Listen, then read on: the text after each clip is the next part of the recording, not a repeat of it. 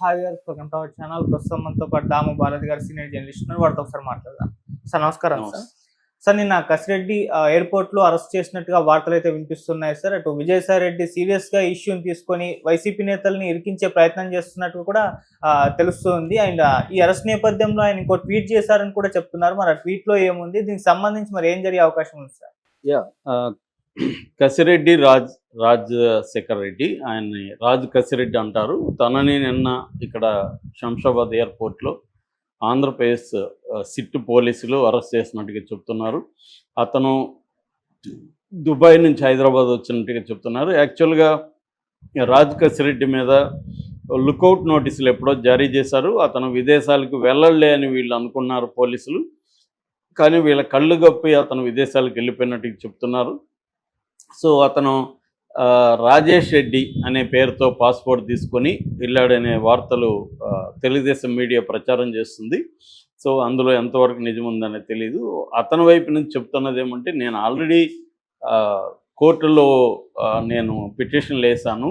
So ముందస్తు బెయిల్కి వేసాను. అట్లాగే సుప్రీంకోర్టులో కూడా ఈ కేసుకు సంబంధించి నన్ను అరెస్ట్ చేసే అవకాశాలు ఉంది కాబట్టి మీరు అరెస్ట్ చేయొద్దని చెప్పండి, నేను సహకరిస్తాను. ఇది ఎందుకంటే 7 ఏళ్ళ లోపల జైలు శిక్ష పడే కేసులే పెట్టారు సెక్షన్లు, ఇవన్నీ కూడా తను చెప్తున్నాడు. సో అందువల్ల కోర్టులు అనుకూలంగా ఇవ్వలేదు కాబట్టి మా నాన్నని తీసుకెళ్ళి విచారిస్తున్నారు. మా ఇంట్లో వాళ్ళ మీద ఇళ్లలో దాడులు చేశారు, ఇళ్లలో వాళ్ళని హరాస్ చేస్తున్నారు కాబట్టి నేను కోఆపరేట్ చేద్దామని, విచారణకు హాజరవుదామని దుబాయ్ నుంచి ఎయిర్పోర్ట్కి వచ్చాను. ఈ లోపల వాళ్ళు నేను ఎక్కడ పారిపోతాను అన్నట్టుగా నన్ను పట్టుకున్నారు. నేను వస్తున్నాను, మీ దగ్గరికి రేపు వస్తానంటే కూడా వాళ్ళు వినలేదు అనేది అతను చెప్పినట్టుగా వాళ్ళ టీము బయటికి చెప్తుంది. ఇక మూడవది ఏంటంటే, ఇందులో ఈ మద్యం కుంభకోణం వాస్తవమే. ఇది దాదాపు 3-4 వేల కోట్ల కుంభకోణం, అంటే కసిరెడ్డి చుట్టూ ఉన్నది. కసిరెడ్డి, మిథున్ రెడ్డి, ఇంకొంతమంది నా ఇంట్లోనే 2 సార్లు సమావేశం అయ్యారు. దీనికి కర్త కర్మ క్రియ కసిరెడ్డి అనేది విజయసాయి రెడ్డి చెప్తున్నాడు. విజయసాయి రెడ్డి లేటెస్ట్గా ఒక పోస్ట్ పెట్టాడు. అందులో ఏంటంటే, మద్యం కుంభకోణంలో నేను విజిల్ బ్లోయర్ని మాత్రమే, నాకు ఈ కుంభకోణానికి ఏ సంబంధం లేదు. ఇందులో దొరికిన దొంగలు, దొరకని దొంగలు కొంతమంది ఉన్నారు, వాళ్ళు నా మీద విమర్శలు చేస్తున్నారు. నేను మొత్తం బయట పెడతాను, దీన్ని కంప్లీట్గా దీన్ని బయట పెట్టి అరెస్టులు చేయిస్తాను. దీంట్లో బిగ్ బాస్ కూడా ఒక అతను ఉన్నాడు అనేది అతను చెప్పాడు. సో ఇందులో బిగ్ బాస్ ఎవరు? జగన్ అనే విషయం అందరికీ తెలుసు.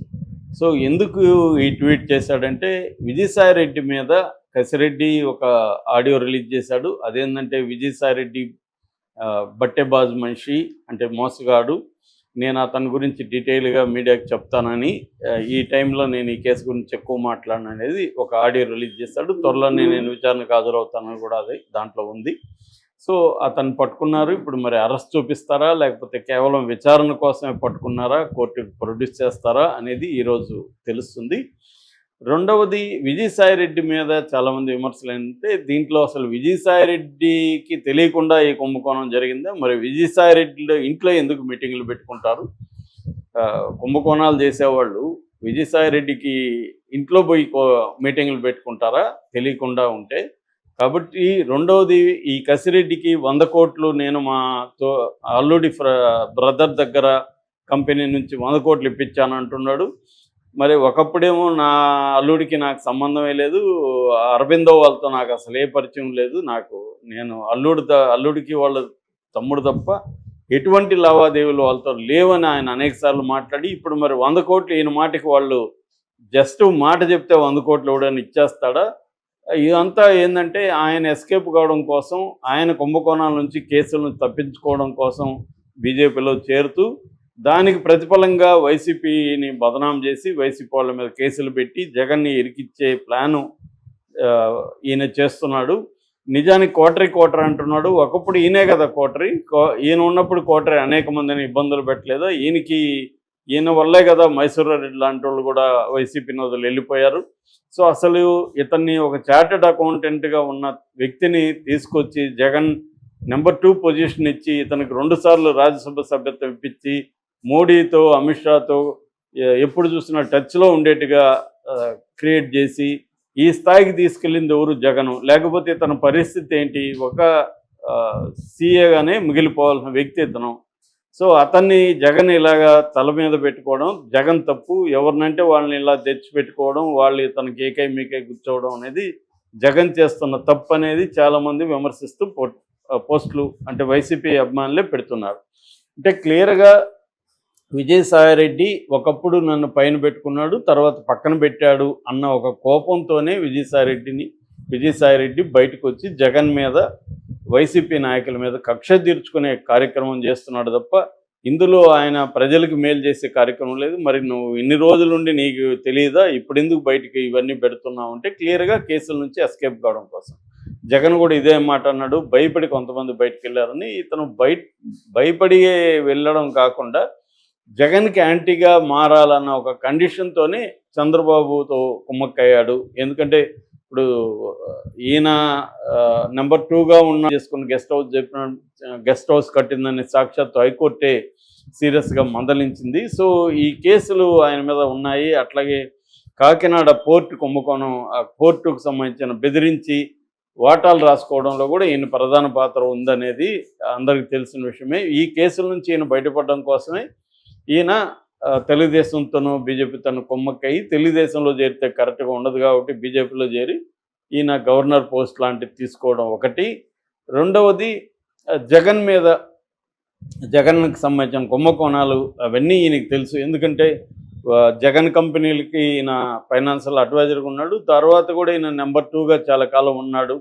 ఆ తర్వాత కొద్దిగా గ్యాప్ వచ్చింది, మళ్ళీ ఈయన్ని తీసుకున్నాడు జగన్. సో వైసీపీలో అనేక విషయాలు ఈయనకి ఇన్సైడ్ విషయాలని తెలుసు కాబట్టి ఈయన ఈ డేటా ఇచ్చి వీళ్ళని అరెస్టులు చేయించి కేసులు పెట్టి జగన్ని ఇబ్బంది పెట్టే ఒక కార్యక్రమం చేస్తున్నాడు. అందుకనే ఆయన పార్టీకి రిజైన్ చేయగానే ఆయన వెళ్ళి షర్మిలను కూడా కలిశాడు. అంటే అర్థం ఏంటి? జగన్కి ఎవరో ఎనిమిళ్ళు ఉన్నారో వాళ్ళందరినీ కలిసి ఈయన జగన్కి యాంటీగా చేసే కార్యక్రమం. నిజంగా ఆయన రాజకీయాల నుంచి విరమించుకొని నేను వ్యవసాయం చేసుకుంటాను అనుకునే వాడికి ఇవన్నీ అనవసరం. ఒకవేళ ఏదైనా ఉంటే సిఐడితో పిలిస్తే వాళ్ళ దగ్గర పోయి మాట్లాడి రావాలి. కానీ దాన్ని మీడియా ముందుకు తీసుకొచ్చి ఇవన్నీ ఎందుకు చెప్తున్నాడంటే ఆయనకు ఒక హిడెన్ అజెండా ఉంది అన్న విమర్శలు అయితే బలంగా వస్తున్నాయి. సో ఇది నెక్స్ట్ లెవెల్కి ఎక్కడికి వెళ్తుంది? ఇది జగన్ వరకు వెళ్తుందా? ఎందుకంటే ఆయనైతే చాలా సీరియస్గా ఉన్నట్టు తెలుస్తుంది. కసిరెడ్డి దగ్గర స్టార్ట్ చేసి ఇది జగన్ వరకు తీసుకెళ్లే ఒక ప్లాన్ అయితే కనిపిస్తుంది. సో ఇప్పుడు కసిరెడ్డిని గట్టిగా గ్రిల్ చేసే అవకాశం ఉంది. ఎందుకంటే కొత్త బ్రాండ్లు పెట్టించడం, ఆ బ్రాండ్లకి కోటాలు ఎక్కువ ఇప్పించడం, ఇవన్నీ కూడా కసిరెడ్డి చూసుకున్నాడు. ఈయన ఆధ్వర్యంలోనే అవన్నీ జరిగాయి. సో కసిరెడ్డి ద్వారానే డబ్బులు వెళ్ళింది. దాదాపు 3,000 కోట్ల పైన కసిరెడ్డి ఆర్గనైజ్ చేశాడు. కాబట్టి ఇదంతా కూడా హవాలా.